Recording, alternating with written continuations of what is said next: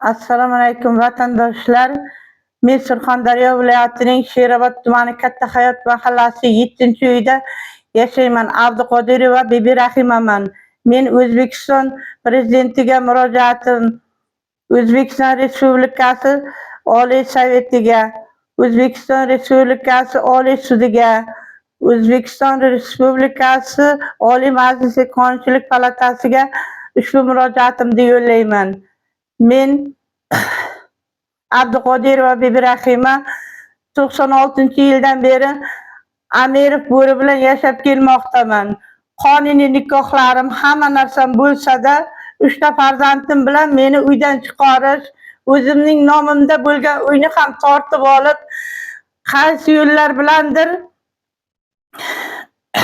meni bolalarimni haqqini bermay, meni 2 xonali uyga tiqib tashlamoqda. Men bundan noroziman. Sudlarning bergan azobidan sog'ligim ham yomonlashib qoldi. Nima qilishni bilmayman. Men sizlardan yordam kutib qolyapman. Qarang, holat nima bo'lgan? Yig'lamay gapir. Holat nima bo'lgan? 96-yilda oila qurgan bo'lsangiz. 96-yildan oila qurdim. Bolalar nechta farzandingiz bor? 3 ta farzandim bor. Nima bo'lyapti? Oilamda shu dadasi bilan o'gay o'g'illarim tomonidan meni siqib chiqarmoqda. Sabab meni nomimdagi uyni ular o'zlashtirib olib, o'zlarining otasining nomidagi uyni ham oldi sotdi qilyapti degin. Meni qiynab, endi uydan chiqarish qilib yashattirmay, otasi bilan ajratib yuborgani yetmaganiday, bolalarimni ham ko'chagan, nevaralarimni hatto 1 yoshli, 2 yoshli nevaramni ham uydan chiqarish qildi. Qarang, ana shu aytgan uy o'zingizning nomingizdami?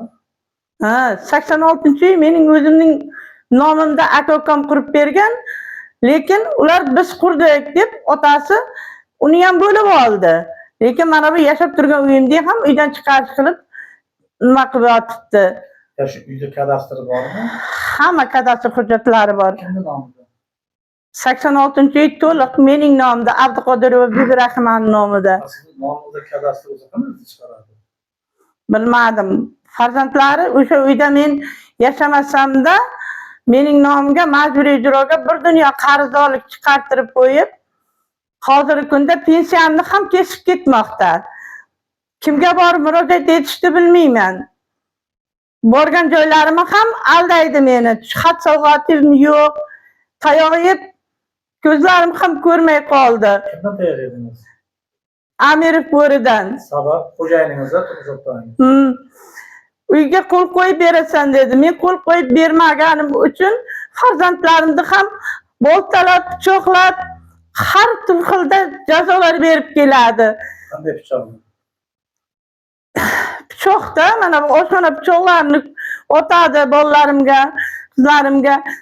Agar dedi bolalaringga uyga qo'l qo'yib bermasang, men seni bunday qilaman, men seni unday qilaman deb doim ta'ziyat o'tkazib keldi. Yaxshi, qarang, mana shu holat bo'yicha ichki ishlarga qanday organlarga murojaat qildingiz?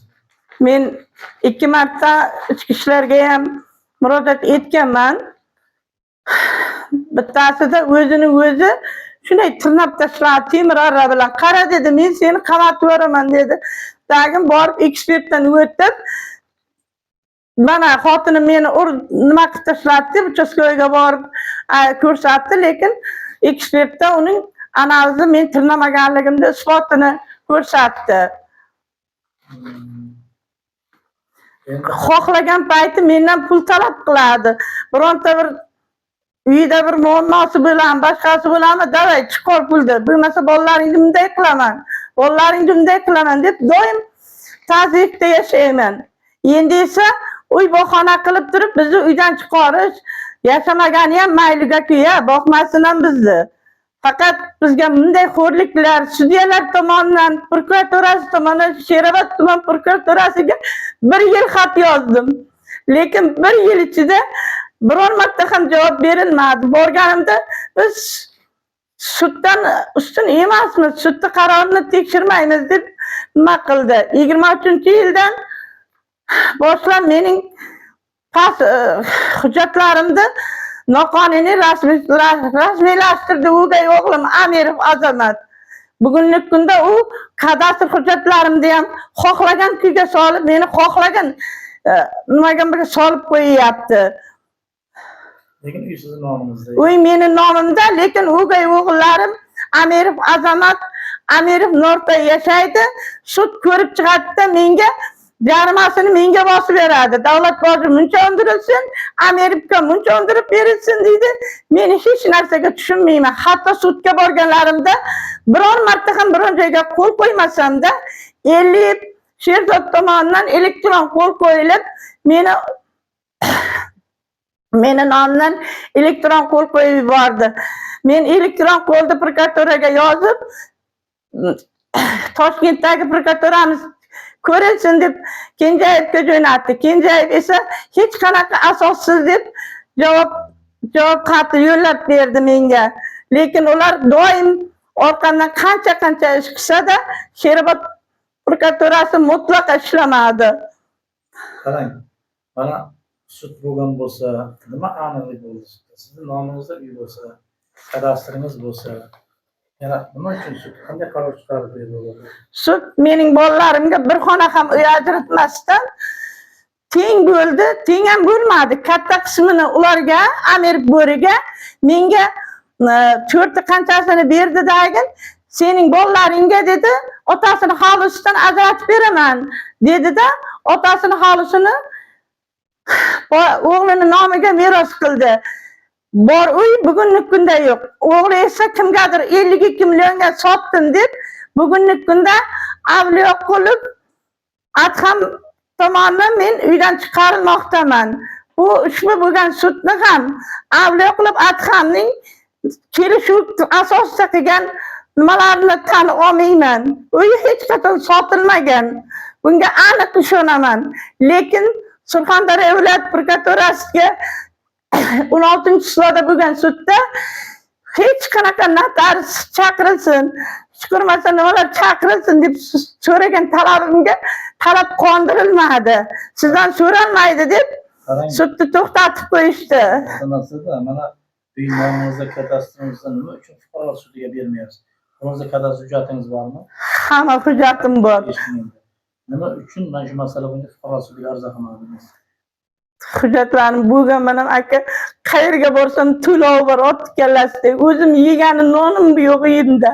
Qachon odamlar beradi, qachon ukam beradi deb zo'rg'a yashayman, bolamni ham boqolmayman. Hozir pensiyamni ham kesib ketgandan keyin men nimani yeyin? Yeyishga nonim bo'lmasa. Mana shu bo'yicha siz fuqarolik sudiga berib, shu mahallada esangiz yordam qiladimi? Bosh to'lovlarni, davlat bosh to'lovlarini yordam qilsangiz yordam qilmaymi? Yo'q. Men hatto ijtimoiy registrida turardim. Oldin bir mahallaga borib, bir ikki narsani tekshirib ko'rsam, hatto o'shandan ham meni chiqarib yuborganda. Hamma narsani mahalla raisimiz Otaxon aka biladi. Lekin biron marta ham yordam bermadi. Mana shu bolalarim pichoqlanganda ham Otaxonjon meni bolalarimni shunday qiladi deb hamisha aytib keldim. Uchastkavoy esa hamisha bularning tarafini olib, ishini yopib yuboradi.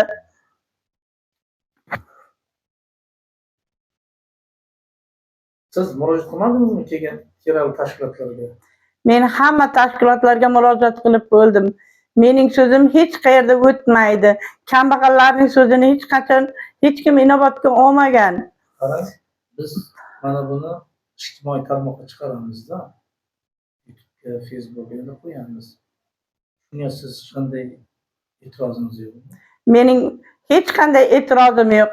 Iloji bo'lsa O'zbekiston prezidentidan yana bir marta yordam so'rab qolaman. Hurmatli Mirziyoyev, meni eshitayotgan bo'lsangiz, mayli, noqonuniy sizga murojaat etayotgan bo'lsam, menga chora ko'ring. Agar o'gay o'g'illarim bilan erimdan o'tgan bo'lsa, ularga chora ko'ring.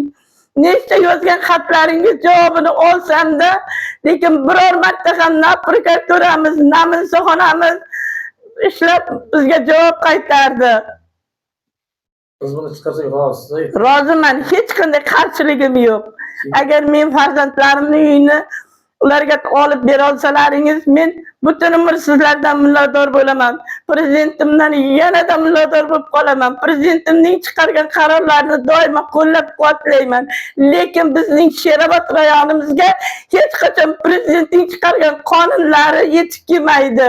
Qachon qarasam, borsam Sherobod rayon sudining oldida xotin-qizlar sulayib, xotin-qizlar nima bo'lib yotadi? Hammasining dardi bitta.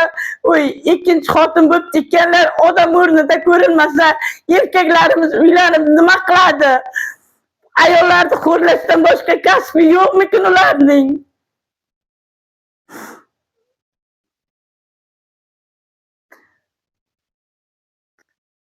Sizlardan amaliy yordam kutib qolaman. E'tiborlaringiz uchun rahmat.